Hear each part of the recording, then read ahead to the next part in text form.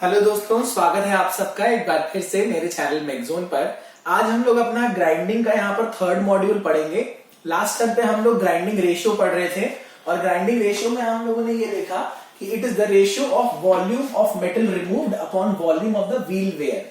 और grinding ratio की value हमारी मैक्सिमम होनी चाहिए, क्योंकि अगर हमारी वैल्यू मैक्सिमम होगी तो उसकी करस्पॉन्डिंग हमारा व्हील का जो वेयरिंग होगा वो बहुत कम हो जाएगा और हमारी व्हील की जो लाइफ है वो काफी बढ़ जाएगी। आज हम लोग आगे पढ़ेंगे यहाँ पर, तो आइए स्टार्ट करते हैं आज का लेसन। लेकिन लेसन स्टार्ट करने से पहले आप लोग एक थोड़ा सा काम ये करें कि मैक्सिमम शेयर जरूर करते रहे, क्योंकि बहुत अच्छा रिस्पांस नहीं आ रहा है आप लोगों की वजह से। तो मुझे भी अच्छा नहीं लगता इतनी मेहनत करने के बाद अगर अच्छा रिस्पांस नहीं मिलता है, then it really hurts the educator. और मैं बिल्कुल आप लोगों से आशा करूंगा कि आप लोग मैक्सिमम से मैक्सिमम शेयर करें। 17 तारीख से हमारी टेस्ट सीरीज भी शुरू हो रही है, उसमें पार्टिसिपेट करें। बहुत कम रेट्स पे बहुत अच्छे टेस्ट आप लोगों के लिए हम लोगों ने रखे हैं एंड आई डेफिनेटली होप कि आप लोग उसमें अच्छा रिस्पांस दिखाएंगे। चलिए स्टार्ट करते हैं आज। तो आज का जो टॉपिक मेनली हमें पढ़ना है वो हम लोग पढ़ेंगे अपने ग्राइंडिंग व्हील के बारे में। ठीक है, आज हम लोग अपना मेनली पढ़ने वाले हैं ग्राइंडिंग व्हील के बारे में। ठीक है, चलिए नोटबुक्स तैयार रखिए, पेन तैयार रखिए और नोट्स अपने साथ के साथ बनाते चलिए। ठीक है, make your notes along with the lectures so that you don't have to worry about anything। किसी भी चीज के बारे में आपको वरी अबाउट नहीं करना है। ठीक है, चलिए तो देखिए ग्राइंडिंग व्हील एक्चुअली क्या है। ग्राइंडिंग व्हील हमारा मेनली बना होता है कंपोजिट से। ठीक है, लिख लीजिए, they are generally made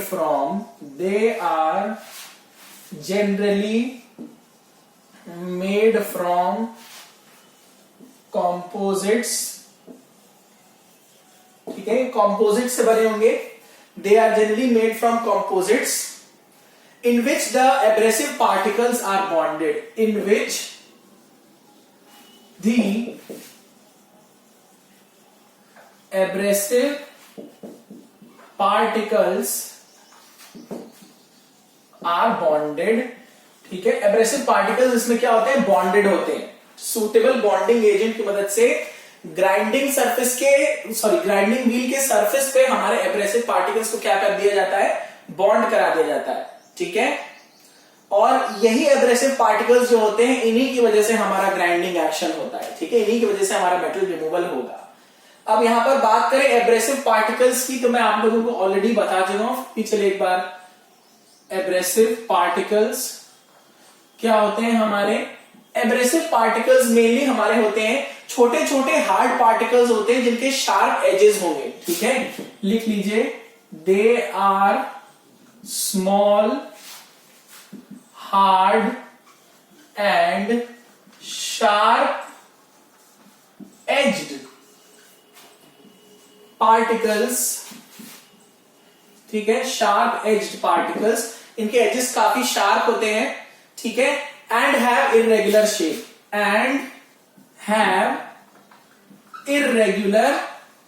shape भी क्या होती है, irregular shape होती है, and have irregular shape।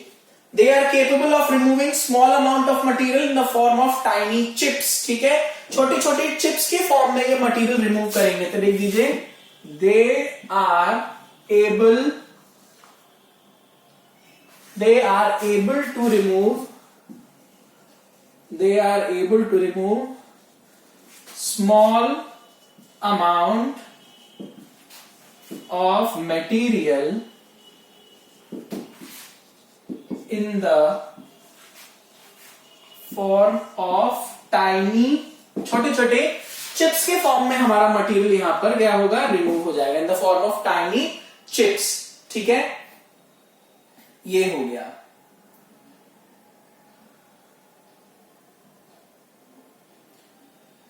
तो यहां पर कॉमनली यूज्ड एब्रेसिव पार्टिकल्स कौन कौन से हैं मैं आप लोगों को बता चुका था।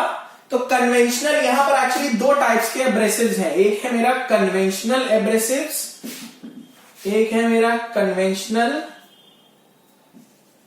एब्रेसिव्स। कन्वेंशनल एब्रेसिव्स कौन कौन से हो गए, Al2O3, एल्यूमिना और सिलिकॉन कार्बाइड। लिख लीजिए alumina that is aluminium oxide and silicon carbide, ठीक है।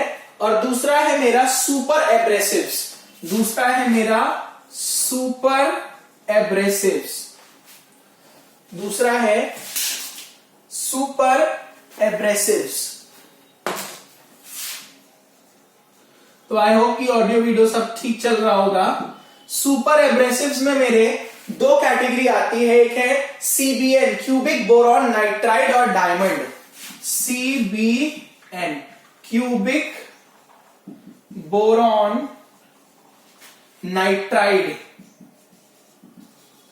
CBN, और आता है मेरा डायमंड। नोट कर लीजिए दोस्तों, ठीक है।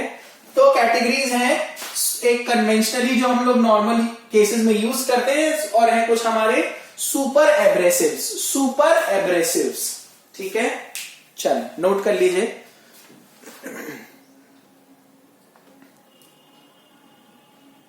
सुपर एब्रेसिव्स और कन्वेंशनली यूज्ड एब्रेसिव्स, ठीक है। Please note this down.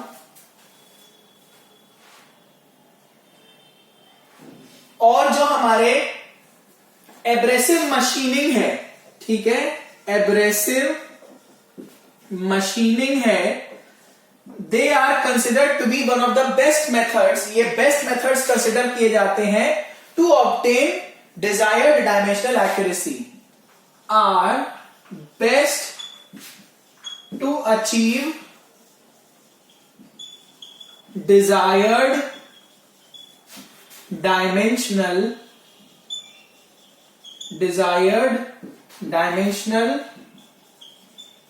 Accuracy, ठीक है। डिजायर्ड डायमेंशनल एक्यूरेसी को अचीव करने के लिए हमारे एब्रेसिव मशीनिंग मेथड जो है, they are very very good, ठीक है। They are one of the best, ठीक है। ये हो गया, इसको नोट डाउन कर लीजिए। इसके बाद हम लोग एक टर्म पढ़ेंगे फ्रायबिलिटी। इसके बाद हम लोग एक टर्म पढ़ेंगे फ्रायबिलिटी, ठीक है।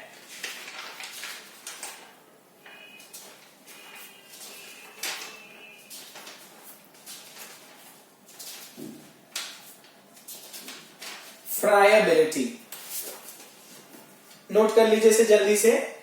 तो ग्राइंडिंग व्हील एक कंपोजिट से बना होगा। इस ग्राइंडिंग व्हील के सरफेस पर एब्रेसिव पार्टिकल्स को बॉन्ड कराया जाएगा सुटेबल बॉन्डिंग मटेरियल को यूज करके, ठीक है। We will be using a suitable bonding material and with the help of that हमारे एब्रेसिव पार्टिकल्स क्या होंगे, स्टिक कर जाएंगे हमारे ग्राइंडिंग व्हील के सरफेस पे। और इन जो एब्रेसिव पार्टिकल्स के एजेस होंगे, मेन वही एजेस, एक एक एज कटिंग एज की तरह बिहेव करेगा, ठीक है। And they will be able to remove the material. लिख लीजिए इसे दोस्तों। नोट्स अपने साथ के साथ बनाते चलेंगे तो आपको फायदा भी मिलेगा। हालांकि आप अरे वाले नोट्स परचेज भी कर सकते हो, ठीक है। हमारे इस वीडियो के डिस्क्रिप्शन सेक्शन में एक लिंक पड़ा है, उसे क्लिक करके आप इस नोट्स को बाय भी कर सकते हैं, ठीक है।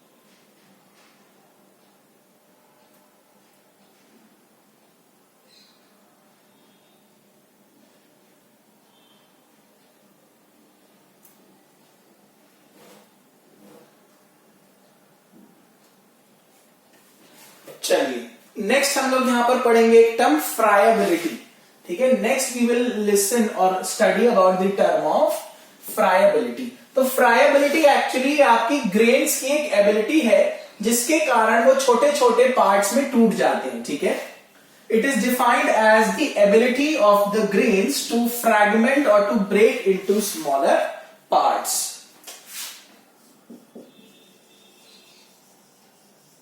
फ्राइबिलिटी क्या है? ये मेनली है ability of the grains,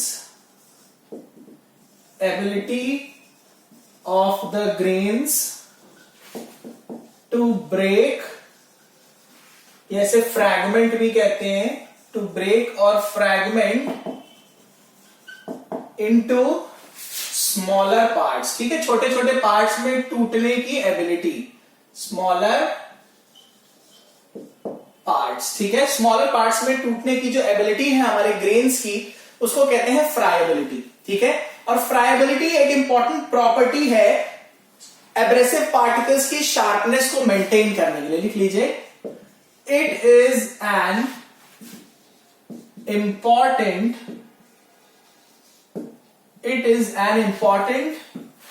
property of maintaining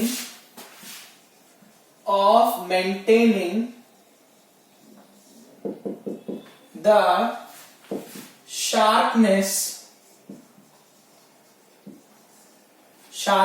of abrasive particles. ठीक है, एब्रेसिव पार्टिकल्स की शार्पनेस को मेंटेन करने के लिए ये एक इंपॉर्टेंट प्रॉपर्टी है, एब्रेसिव पार्टिकल्स। ठीक है, लिख लीजिए इसे।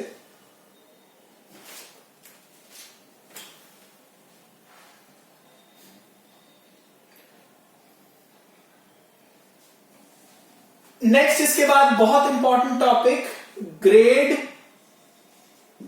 Of grinding wheel. Grinding wheel के ग्रेड के बारे में पढ़ेंगे, बहुत इंपॉर्टेंट है, मतलब यहां से क्वेश्चन एक्सपेक्टेड है कि आएगा। ठीक है, this is an important topic. ठीक है, ये एक इंपॉर्टेंट टॉपिक है। पहले आप इतना लिख लीजिए,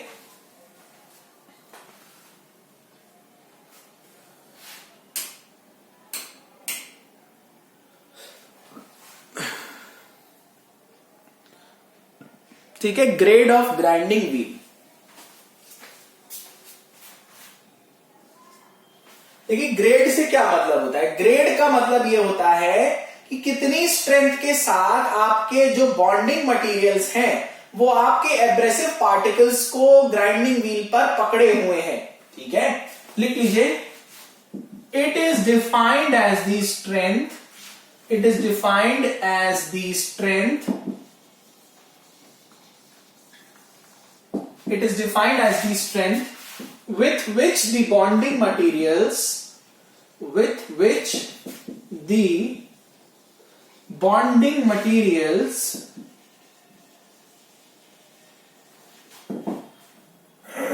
are holding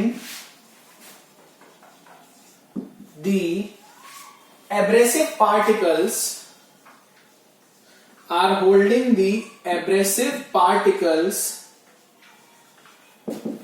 on the surface of grinding wheel, on the surface of grinding wheel। Grinding wheel के सरफेस पर हमारे बॉन्डिंग मटेरियल ने कितनी स्ट्रेंथ के साथ हमारे एब्रेसिव पार्टिकल्स को होल्ड कर रखा है, इसी को क्या कहते हैं हम लोग? इसको कहते हैं grade of the grinding wheel. ठीक है, फिर एक लाइन लिखेंगे, it is also known as hardness of the grinding wheel। ठीक है, इसे ग्राइंडिंग व्हील की हार्डनेस भी बोला जाता है। It is also called as the hardness of grinding wheel. ठीक है, हार्डनेस कभी कभी यूज कर लेते हैं, वैसे से कहते हैं ग्रेड। ठीक है, बहुत बहुत इंपॉर्टेंट डेफिनेशन है, इसको नोट डाउन कर लेंगे। ठीक है, बहुत इंपॉर्टेंट डेफिनेशन हो गई है। इसके बाद 3 टॉपिक्स पढ़ेंगे, dressing, truing and shaping of the grinding wheel. वो भी तीनों बहुत इंपॉर्टेंट है, आप पहले इसको लिख लीजिए, उसके बाद हम लोग पढ़ेंगे dressing, truing and shaping of the grinding wheel. Dressing, truing and shaping of the grinding wheel.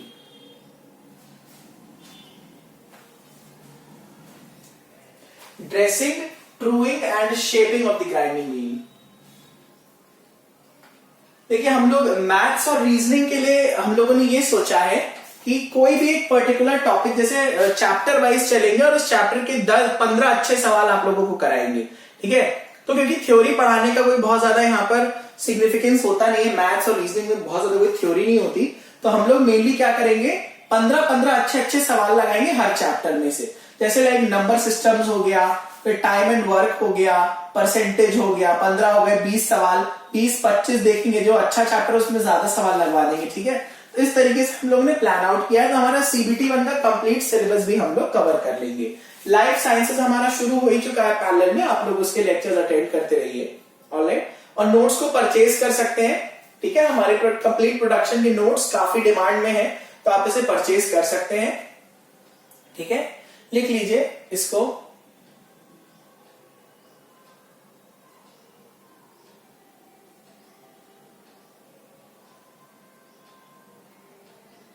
It is also known as hardness of the wheel, इसे ग्राइंडिंग व्हील की हार्डनेस भी बोला जाता है, ठीक है।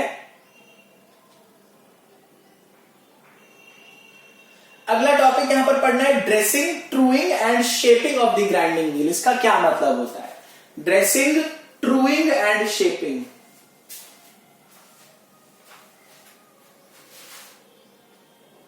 आज कितनी तारीख हो गई, हाँ ठीक है,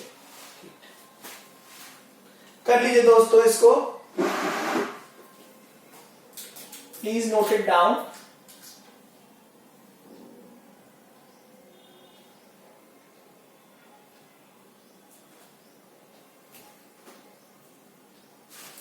इसलिए देखिए मैं आप लोगों को सफिशिएंट टाइम देता हूं ताकि आप अपने नोट्स लिख भी सकें, ठीक है। और अब तो राइटिंग भी बड़ी कर दी है मैंने, लाइटनिंग भी ठीक हो गई है, सारी चीजें बेटर हो गई पहले से काफी, ठीक है। चलिए, तो नेक्स्ट यहां पर हम पढ़ेंगे dressing, truing and shaping of the grinding wheel. Dressing, truing and shaping of the grinding wheel. चलिए, बहुत इंपॉर्टेंट टर्म्स है तीनों अपने आप में, ठीक है, दे आर इंपॉर्टेंट टर्म्स।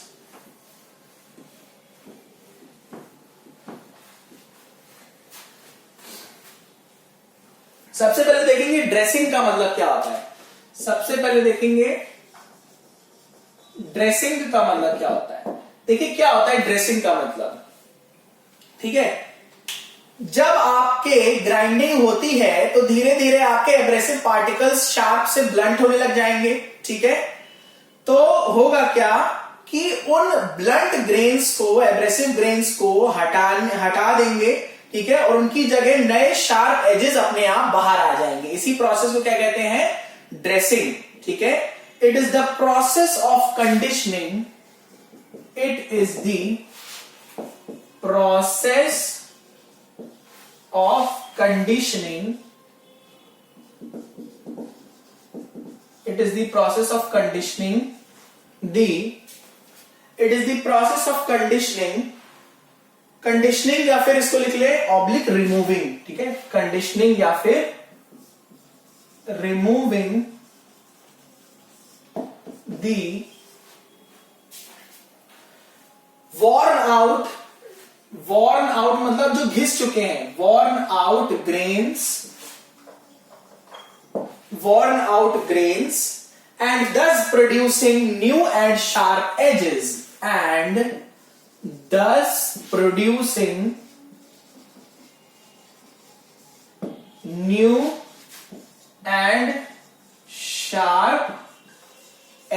नए और शार्प एजेस उनकी जगह प्रोड्यूस कर देंगे, ठीक है। ये होता है ड्रेसिंग। नेक्स्ट है truing, TRUING, truing.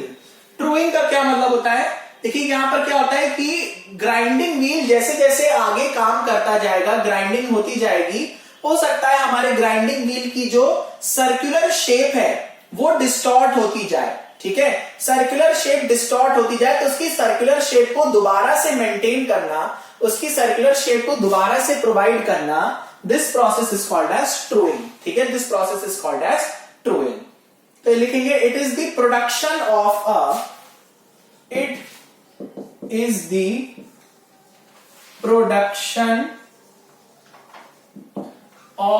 A true circular shape of the grinding wheel, true circular shape of the grinding wheel, ठीक है, true circular shape of the grinding wheel which has been distorted, which has been distorted, distort का मतलब जो खराब हो चुका है working के दौरान, which has been distorted, which has बस लिखिंग which has been distorted, जो ग्राइंडिंग के दौरान हमारी शेप जो है डिस्टॉर्ट हो गई है उसको दोबारा से क्या करेंगे, सर्कुलर शेप बनाएंगे, उसी को कहते हैं ट्रूइंग। अगला है हमारा शेपिंग, अगला है हमारा term shaping. What do we mean by shaping? Shaping क्या होता है? देखिए शेपिंग का मतलब ये होता है कि grinding wheels can be carried out that matches the shape of the piece we are grinding. ठीक है, पहले इतना आप लोग लिख लीजिए, please write this much down. ठीक है, इतना लिख लीजिए।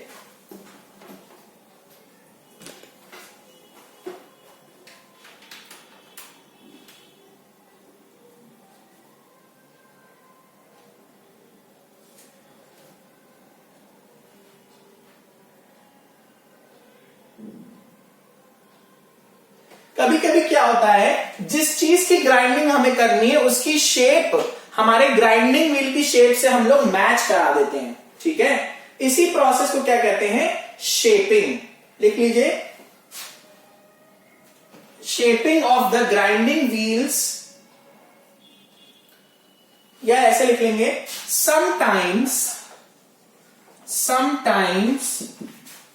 The part which is to be grinded,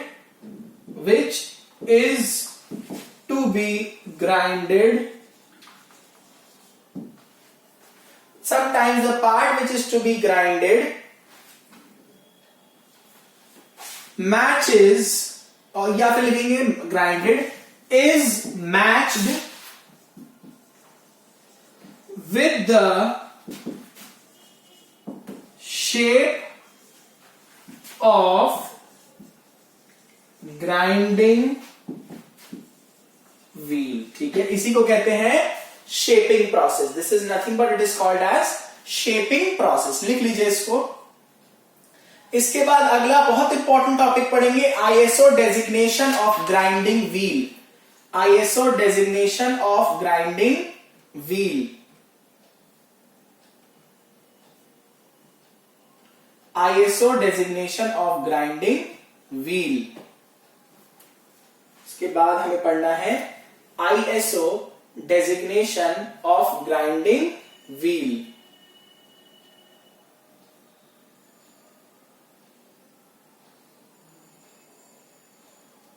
ISO, इसको लिख लीजिए। इसके बाद हम लोग पढ़ेंगे ISO designation of grinding wheel.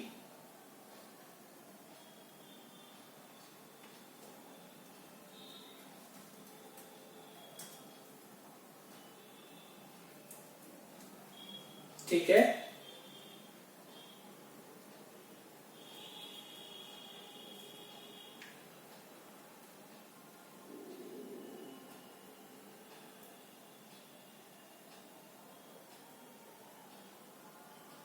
बहुत इंपॉर्टेंट है हमारा आईएसओ डेजिग्नेशन। ठीक है, ये इसमें से एक ना एक क्वेश्चन आ सकता है।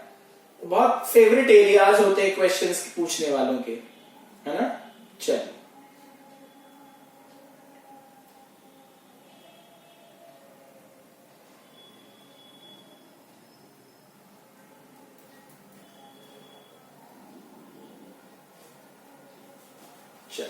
नेक्स्ट हम लोग को यहां पर पढ़ना है ISO designation of the grinding wheel.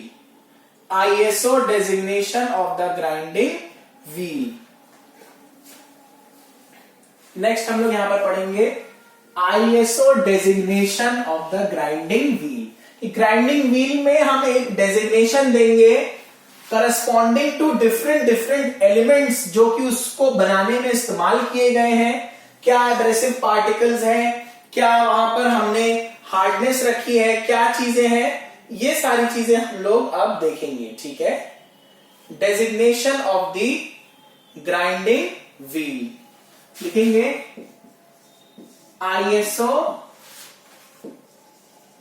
ISO designation of grinding wheel. ठीक है, ISO designation of the grinding wheel. ठीक है, ISO designation of the grinding wheel.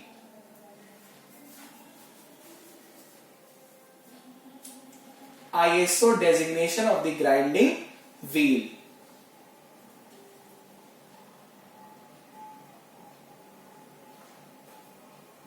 इसमें देखिए सबसे पहले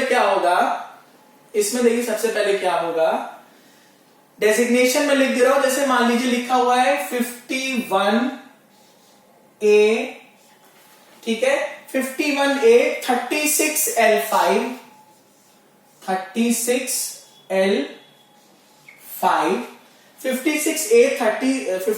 36L5 V23 इस तरीके से कुछ लिखा हुआ है। अब हर टर्म का मीनिंग क्या होता है, ठीक है, हर टर्म का यहां पर मीनिंग क्या होगा, ये चीज हम लोग यहां पर डिस्कस करेंगे। ठीक है, हर टर्म का मीनिंग क्या होगा, ये चीज हम लोग यहां पर डिस्कस करने वाले हैं। ठीक है, चलिए देखिए सबसे पहले बात करें 51। ठीक है, 51 का मतलब है, ये एक्चुअली एक प्रीफिक्स है। ये क्या है, हमारा प्रीफिक्स है। ये मेनली हमें बताएगा कौन से टाइप का एब्रेसिव हमने यहां पर यूज किया है। ठीक है, कौन से टाइप का एब्रेसिव हमने यहां पर यूज किया है। ठीक है, which type of exact abrasive has been used, which type of exact abrasive has been used। इसमें देखिए ये बताएगा exact abrasive used। ठीक है, ये हमें बताएगा exact abrasive जो हमने यूज किया है। ठीक है, ये हो गया।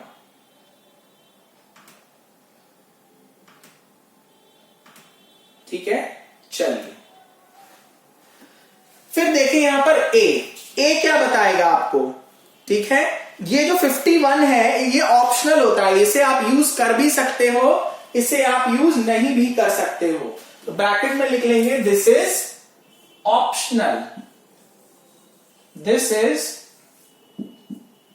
ऑप्शनल, ये ऑप्शनल हो गया, ये हमारा ऑप्शनल है। नेक्स्ट देखें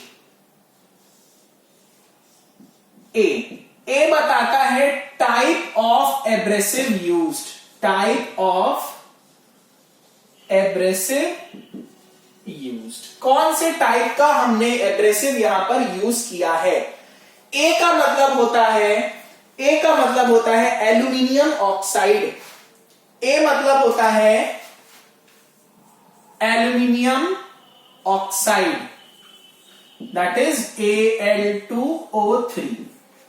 ए होता है एल्यूमिनियम ऑक्साइड, डी होता है डायमंड, डी होता है आपका डायमंड। ठीक है, सी होता है आपका कार्बाइड, सी होता है आपका कार्बाइड। ठीक है, सी होता है आपका कार्बाइड, सी होता है आपका कार्बाइड। ठीक है, लिख लीजिए इसको। ए क्या है, टाइप ऑफ एब्रेसिव, कौन से टाइप का एब्रेसिव हमने यहां पर यूज किया है, एल्यूमिनियम ऑक्साइड है, डायमंड है या कार्बाइड है, ADC। ठीक है, ADC। चलिए ठीक है, नेक्स्ट देखेंगे जो 36 लिखा है। 36 का क्या मतलब होता है, 36 मेनली हमें बताता है ग्रेन का size, it tells us about the grain size। 36 बताता है ग्रेन साइज। अब ग्रेन साइज एक्चुअली हमारा 4 पार्ट्स में डिवाइडेड है, ग्रेन साइज हमारा 4 पार्ट्स में डिवाइडेड है। सबसे पहला है कोर्स, मीडियम, यहां कोर्स लिख रहा हूं, यहां मीडियम लिख रहा हूं, ठीक है, यहां फाइन लिख रहा हूं, यहां वेरी फाइन लिख रहा हूं। ठीक है, तो क्या रेंज होगी हमारे कोर्स की, मीडियम की, फाइन की, वेरी फाइन की। ठीक है, जितना छोटा नंबर होगा पार्टिकल उतना ही ज्यादा कोर्स होगा। 8, 10, 12, 14, 16, 20, 24। 8, 10, 12, 14, 16, 20 और 24। ये है हमारे कोर्स मीडियम का साइज, सॉरी कोर्स पार्टिकल्स का साइज। मीडियम के लिए क्या लिखेंगे?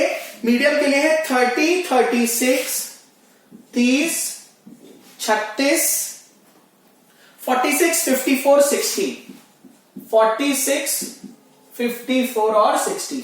तो यहां पे मैंने 36 यूज किया है, इसका मतलब मेरा साइज क्या रहा होगा? मीडियम साइज रहा होगा। फाइन होता है 70, 80, 90, 100। 70, 80, 90, 100, 120, 50, 80, 120, 150 और 180। तो साइज जैसे जैसे बढ़ता जाएगा वैसे वैसे आपका पार्टिकल ग्रेन साइज का जाएगा फाइन। वेरी फाइन क्या होगा?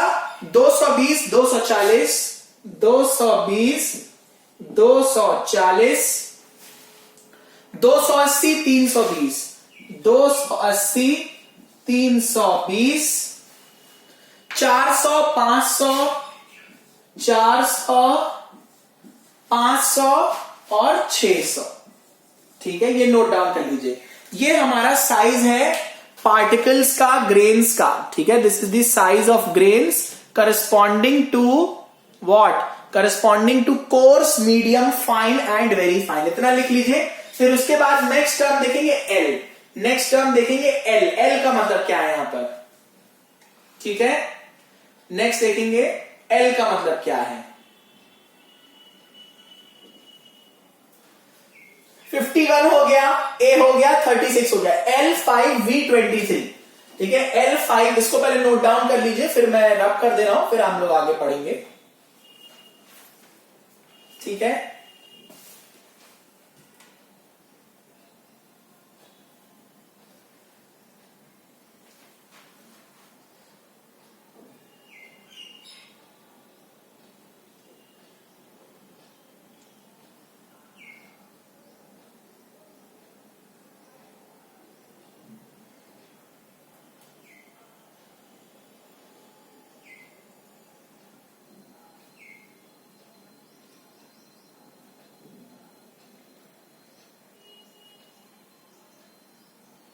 लिख लीजिए इसे, फिर हम लोग आगे बढ़ते हैं।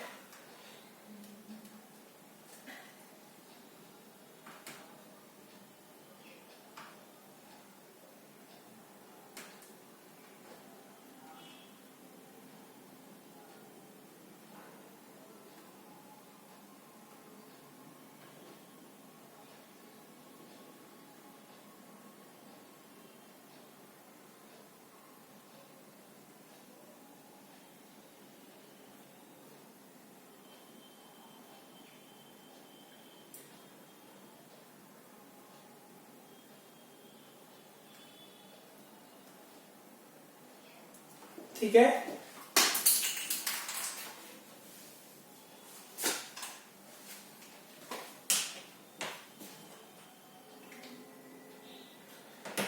चलिए लिख लिया। इसके बाद एल देखेंगे हम लोग। एल का क्या मतलब होता है? What is meant by L? मैं इसको नहीं मिटा रहा हूं, ठीक है, मैं ये मिटा दे रहा हूं। Next we will look at what is the meaning of L. L दिखाता है आपकी हार्डनेस। एल है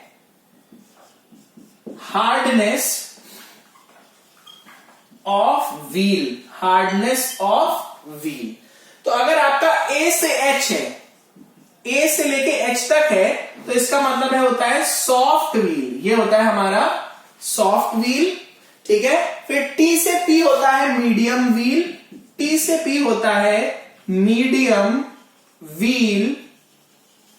उसके बाद है हमारा जी से लेके, सॉरी क्यू से लेके जेड तक होगा हार्ड व्हील। ठीक है, ये हो गया हमारा नेक्स्ट डेजिग्नेशन का मतलब, एल का मतलब हो गया। ठीक है, सबसे पहले प्रीफिक्स हो गया, फिर टाइप ऑफ एब्रेसिव हो गया, फिर हार्डनेस हो गई, फिर स्ट्रेंथ, सॉरी फिर क्या हो गया हमारा, ग्रेन साइज हो गया, हार्डनेस या फिर स्ट्रेंथ हो गई, फिर देखेंगे 5, फिर V, फिर 23। ठीक है, इतना नोट डाउन कर लीजिए।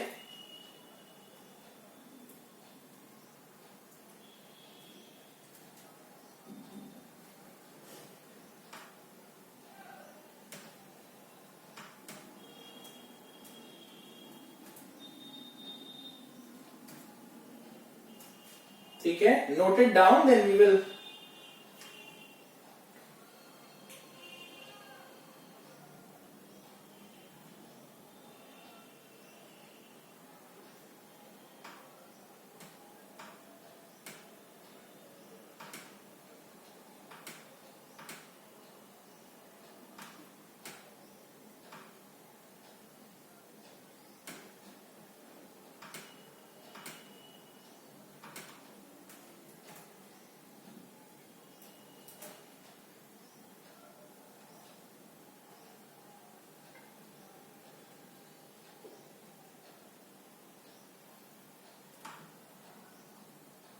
ऑलराइट।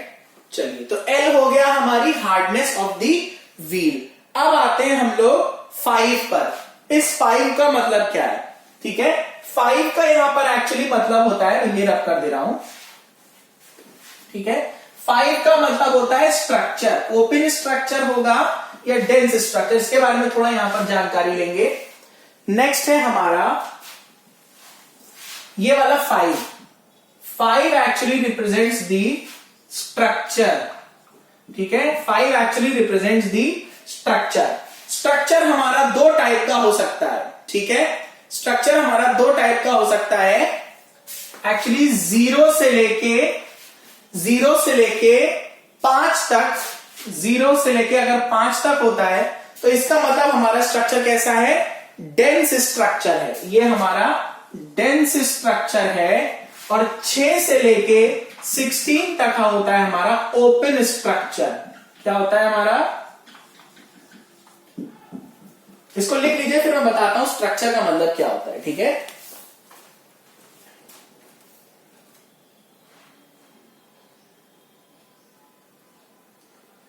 देखिए क्या होता है, जब आपकी ग्राइंडिंग व्हील में एब्रेसिव पार्टिकल्स को बॉन्ड किया जाएगा तो 2 एब्रेसिव पार्टिकल्स के बीच में थोड़ा सा गैप आ जाएगा।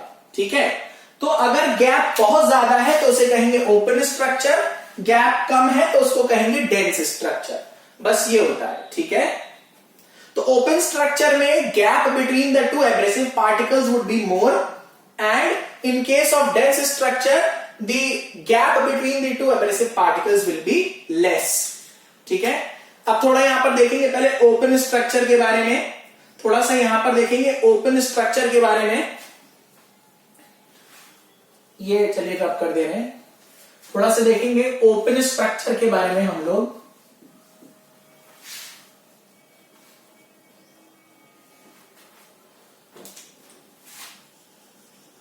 ओपन स्ट्रक्चर, ओपन स्ट्रक्चर का क्या मतलब है?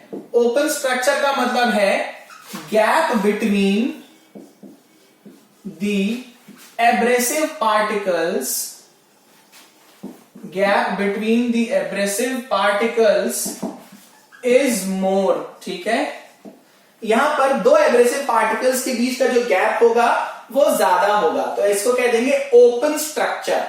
ठीक है, और ओपन स्ट्रक्चर मेनली यूज करते हैं डक्टाइल मटेरियल्स की ग्राइंडिंग के लिए। लिखेंगे used for grinding, used for grinding ductile materials. ठीक है, used for grinding ductile materials. It is used for grinding ductile materials. ठीक है, डक्टाइल मटेरियल्स को ग्राइंड करने के लिए हम लोग अपने ओपन स्ट्रक्चर को यूज करेंगे। ठीक है, क्यों यूज कर रहे हैं? क्योंकि डक्टाइल मटेरियल्स के केस में हमारी कैसी चिप्स बनती हैं? कंटिन्यूअस चिप्स बनती हैं। तो कंटिन्यूअस चिप्स को आसानी से अकोमोडेट किया जा सकता है, आसानी से उसके 2 स्पेसेस के बीच में रखा जा सकता है। ठीक है, to easily accommodate the continuous chips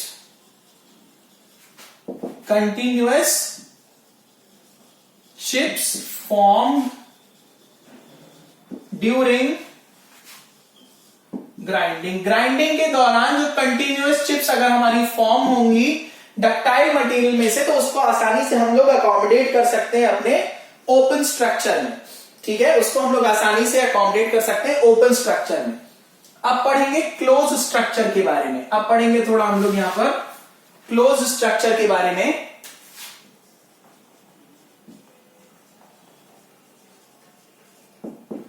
ठीक है, देखिए क्लोज स्ट्रक्चर का मतलब क्या होता है। क्लोज स्ट्रक्चर का मतलब होगा कि दोनों कटिंग टूल्स के बीच का गैप कम होगा।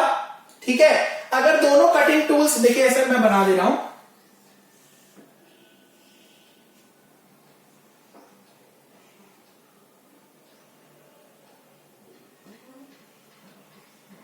ठीक है, ये दोनों के बीच का जो गैप है अगर ज्यादा हो जाएगा तो ये ओपन स्ट्रक्चर हो जाएगा, कम हो जाएगा तो ये क्लोज स्ट्रक्चर हो जाएगा। ठीक है, तो क्लोज स्ट्रक्चर एक्चुअली आपका कम स्पेस ऑक्यूपाई करेगा, डेफिनेट सी बात है, occupies less space, occupies less space and is used for brittle material. ठीक है, ये ब्रिटल मटीरियल के लिए इस्तेमाल किया जाएगा, and is used for brittle material, and is used for brittle material, brittle material के लिए इस्तेमाल किया जाएगा।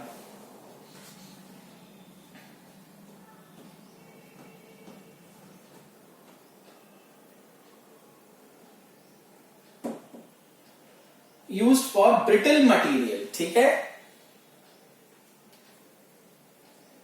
लिख लीजिए इसको, brittle material and hard materials, hard और ब्रिटल मटीरियल के लिए यूज होगा। नोट डाउन कर लीजिए इसे। ठीक है, आपको मैं एक क्वेश्चन दे रहा हूं, उसका आंसर आप लोग मुझे बताएंगे। What will happen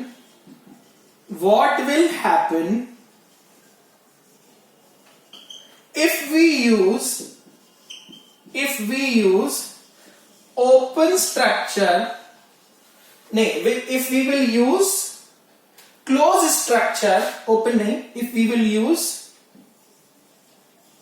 closed structure for ductile material, अगर हम लोग डक्टाइल मटेरियल की ग्राइंडिंग के लिए क्लोज स्ट्रक्चर को यूज कर लेंगे तो क्या होगा। ठीक है, इसका आंसर आप मुझे इस वीडियो में कमेंट करके बताइएगा, आराम से सोच के कमेंट सेक्शन में बाद में बताइएगा। ठीक है, इसको नोट डाउन कर लीजिए। इसके बाद हम पढ़ेंगे लास्ट वी का क्या मतलब होता है, what is meant by V. ठीक है, what is meant by V. अब मैं यहां आपको एक बहुत इंटरेस्टिंग सी चीज बताता हूं जो इससे रिलेटेड नहीं लेकिन इंग्लिश से रिलेटेड है, क्योंकि मैंने इंग्लिश भी कुछ साल पढ़ाया है। क्या अंतर होता है, what is the difference between the words starting from V and words starting from W. Alright, जैसे मैं बोलूं WORLD, ठीक है, एंड VAN, क्या डिफरेंस होगा इनके प्रोनाउंसिएशन में। देखिए बहुत ध्यान से देखिएगा, बहुतों को पता नहीं होता, मेरे भी टीचर ने मुझे बताया था, इंग्लिश के टीचर थे मेरे स्कूल में। तो डिफरेंस ये होता है जब भी हम लोग W से स्टार्ट होने वाले वर्ड्स को प्रोनाउंस करते हैं, ठीक है, हमारे लिप्स और लोअर टीथ कभी टच नहीं होता। जैसे हम लोग बोलेंगे वर्ड तो वर्ड नहीं बोलेंगे, ठीक है, ये नहीं करेंगे। क्या होगा, वर्ड, हमारे जो लिप्स है वो टीथ के साथ टच नहीं होने चाहिए। We the people of India, word, ठीक है, तो यहां पर हमारे जो लिप्स हैं वो आपस में टच होंगे लेकिन टीथ से टच नहीं होंगे, ठीक है। तो we the people of India, तो वी बोलेंगे, वी नहीं बोलेंगे, ठीक है। तो ये डिफरेंस होता है। लेकिन वैन, वी से स्टार्ट होने वाले वर्ड्स में हमारा लिप्स और टीथ टच होते हैं, जैसे वैन, ठीक है, वैंडरवॉल फोर्सेस, ठीक है, और क्या हो गया जैसे वॉर्टेक्स, तो यहां पर ये वाला लिप इस वाले अंडर वाले इंसाइजर से टच होगा। ये बहुत बेसिक सा डिफरेंस है between W and V pronounce करने में। ये एक बहुत बेसिक सा डिफरेंस है जो बहुतों को नहीं पता होता, ठीक है, तो कभी भी आप लोग ध्यान दीजिए, कोई भी बहुत अच्छा जो ओरेटर होगा वो वी बोलेगा, वी कभी नहीं बोलेगा, ठीक है। WE वाला वी कह रहा हूं मैं, राइट। चलिए, ये तो खैर इंग्लिश की बातें हैं, नोट कर लीजिए।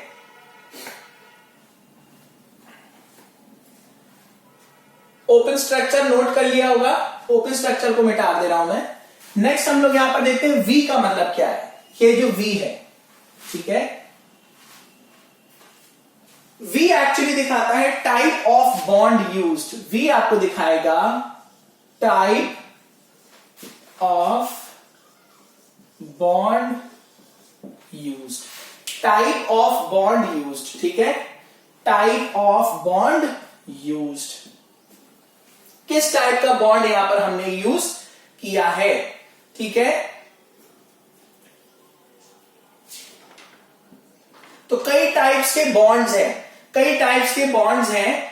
वी होता है आपका विट्रीफाइड बॉन्ड, ठीक है, विट्रीफाइड बॉन्ड। वी होता है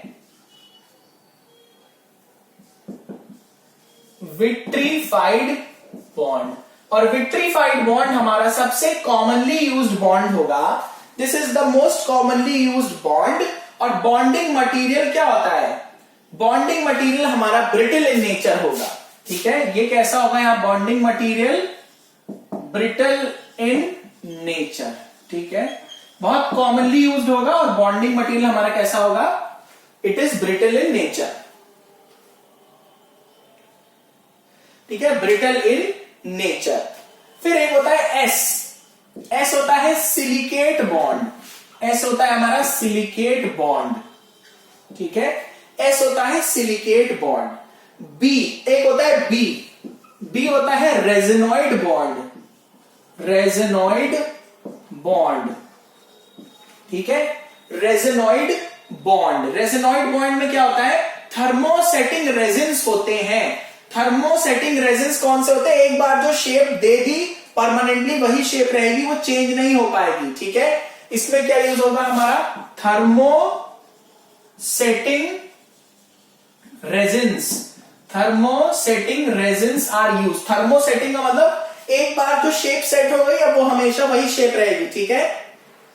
और इसकी फ्लेक्सिबिलिटी जो है विट्रीफाइड के कंपैरिजन में ज्यादा है, ये भी लिख लेंगे, more flexible as compared to vitrified bond and more resistant to high temperature, लिखेंगे more flexible,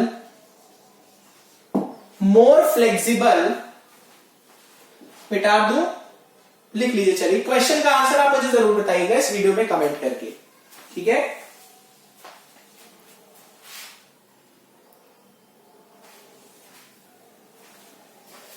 तो लिखेंगे मोर फ्लेक्सिबल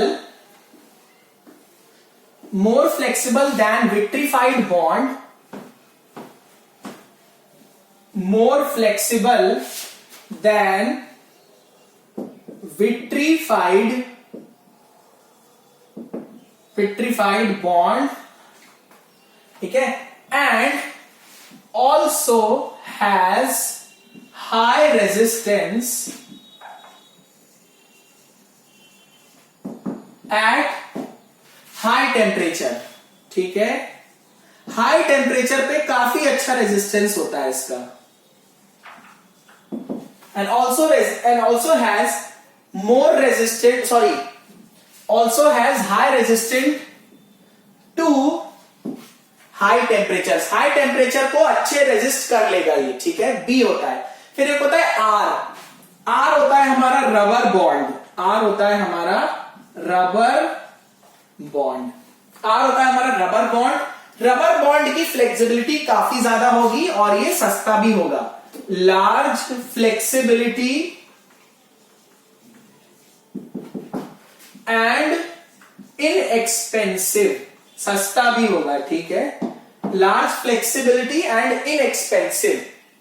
फिर एक होता है एम, एम होता है मेटल बॉन्ड, एम होता है हमारा मेटल बॉन्ड और ये सबसे एक्सपेंसिव होगा, मोस्ट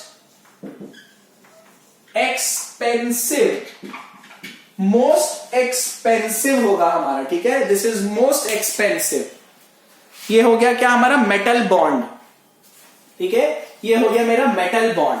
फिर एक होता है मेरा ओ होता है ऑक्सीक्लोराइड, ओ होता है ऑक्सीक्लोराइड, ठीक है, लिख लेते हैं एक पर। ओ होता है ऑक्सी क्लोराइड, एक होता है ऑक्सीक्लोराइड, एक होता है ई, एक ई भी होता है मेरा शेलैक बॉन्ड, लिख देता हूं यहां पर, ई होता है शेलैक बॉन्ड।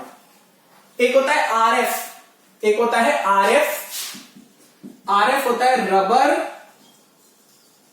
रीएनफोर्स्ड,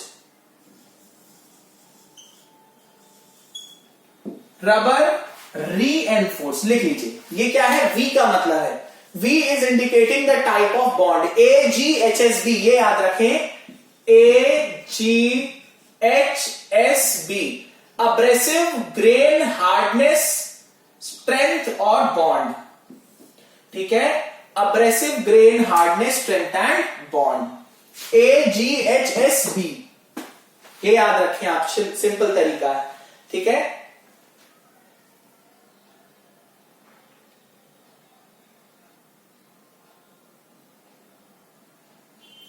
इतना लिख लीजिए, फिर एक यहां पर नोट पॉइंट लिखेंगे, इंपॉर्टेंट नोट पॉइंट होगा वो, ठीक है, it is an important note point,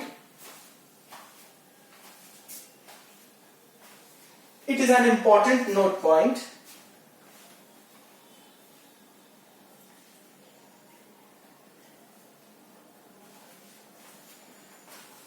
ठीक है, लिख लीजिए पहले इतना,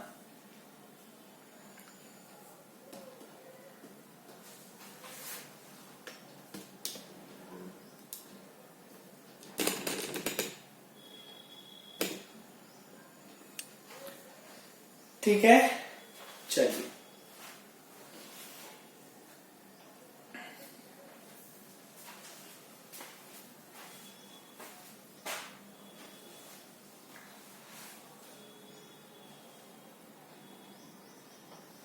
इसको कर लीजिए,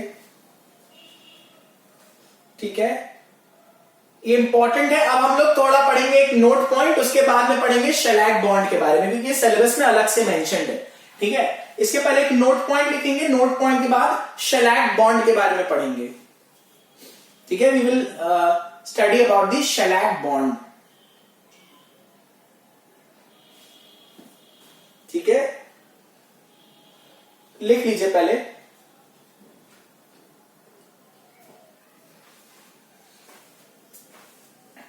लिख लीजिए, शेलैक बॉन्ड के बारे में पढ़ेंगे, ठीक है। उसके बाद हम लोग टॉपिक शुरू करेंगे holding devices in grinding process, ठीक है, holding devices in grinding process, जो हम पढ़ेंगे अपने नेक्स्ट मॉड्यूल में, ठीक है, we will study about this in the next module, ठीक है। इसके बाद हम लोग एक नोट पॉइंट लिखेंगे, उसके बाद हम लोग शेलैक बॉन्ड के बारे में पढ़ने वाले हैं, ठीक है, we will be studying about the shellac bond, लिख लीजिए इसको जल्दी से,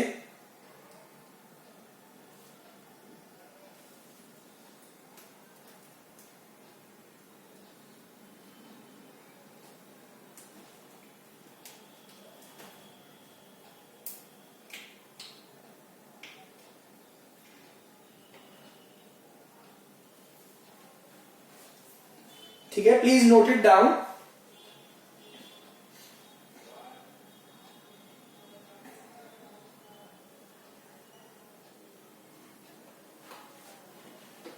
ये मिटा दे रहा हूं ऊपर से 2-3 लाइनें।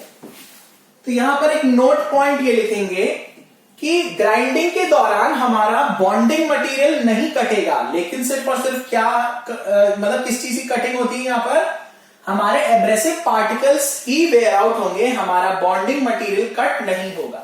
तो नोट पॉइंट लिखेंगे, during grinding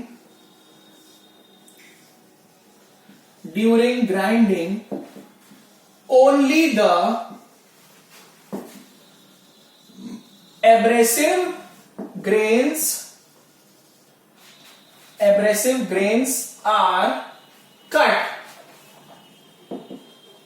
but not the binding material. ठीक है, but not the binding material.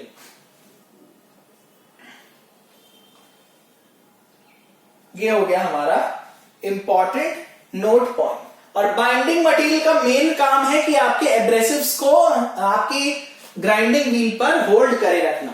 ठीक है, चलिए ये भी मिटा दे रहा हूं मैं।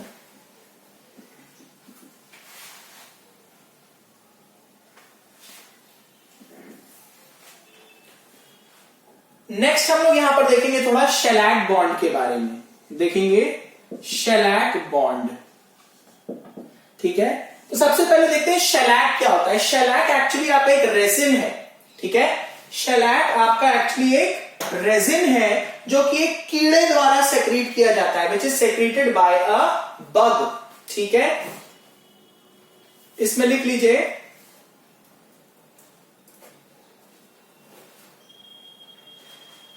ये क्या है, इट किसके बारे में बोल रहा हूं, शेलैक के बारे में। चल लिख देता हूं स्पेसिफिकली। शेलैक एक्चुअली आपका एक स्टिकी ऑर्गेनिक सब्सटेंस होता है। रेजिन क्या होता है, एक स्टिकी ऑर्गेनिक सब्सटेंस। तो रेजिन, एक सेकेंड,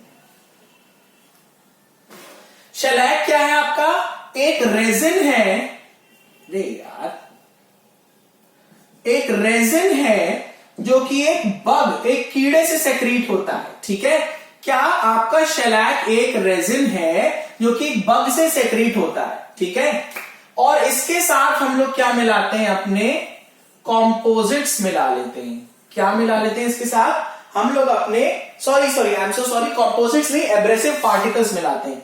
ठीक है, इसके साथ हम लोग क्या मिलाएंगे, एब्रेसिव्स मिला लेंगे। ठीक है, तो इस रेजिन के साथ एब्रेसिव्स को मिक्स कर लेंगे। मिक्स करने के बाद कई घंटों तक इसको क्या करेंगे, हीट करेंगे। ठीक है, इसको we are heating for a longer period of time, several hours, up to 150 degree centigrade. इसको क्या करेंगे, heating for several hours up to 150 degree centigrade. ठीक है, 150 डिग्री सेंटीग्रेड तक इसको क्या करेंगे, हीट करेंगे। ठीक है, इसको हम लोग क्या करेंगे, हीट करेंगे। फिर क्या होगा, ऐसा करने के बाद जो बॉन्ड बनेगा, जो सब्सटेंस बनेगा, उसकी बॉन्डिंग कैपेबिलिटी काफी अच्छी होगी। ठीक है, लिखेंगे good, it has good elasticity and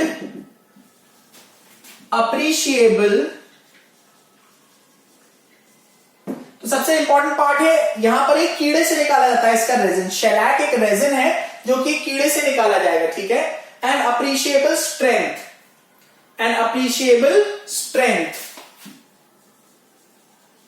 और ये वाला जो बॉन्ड है मेनली यूज करेंगे हार्डेंड स्टील के लिए, used for grinding, it is used for grinding hardened steel, hardened steel की ग्राइंडिंग के लिए हम लोग अपने शेलैक बॉन्ड को यूज कर लेते हैं। ठीक है, hardened steel and thin sections, पतले सेक्शंस के लिए, thin sections and thin sections।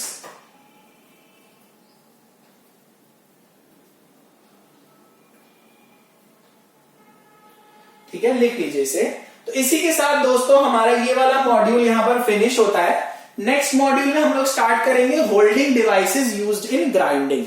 ठीक है, नेक्स्ट मॉड्यूल में हम लोग स्टार्ट करेंगे holding devices used in grinding. इसको लिख लीजिए जल्दी से। ठीक है,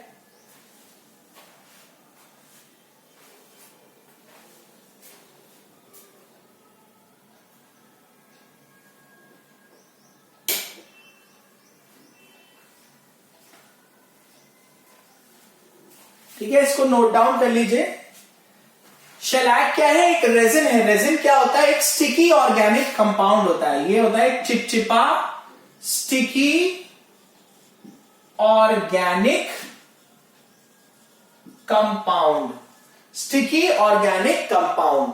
और शेलैक आपका नेल पेंट्स में भी यूज होता है, ठीक है, also used in nail paints, ठीक है, नेल पॉलिशेस में भी यूज करते हैं नेल पेंट्स, ये भी एक इसका यूज है। नोट डाउन कर लीजिए बस। इसी के बाद ये इसके साथ हमारा ये मॉड्यूल यहीं पर फिनिश होता है। नेक्स्ट मॉड्यूल में मेनली हम लोग पढ़ने वाले हैं अपना, क्या पढ़ेंगे? Holding devices used in grinding operation, ठीक है। चलिए जल्दी से नोट कर लीजिए दोस्तों, फिर हम लोग लेसन खत्म करते हैं।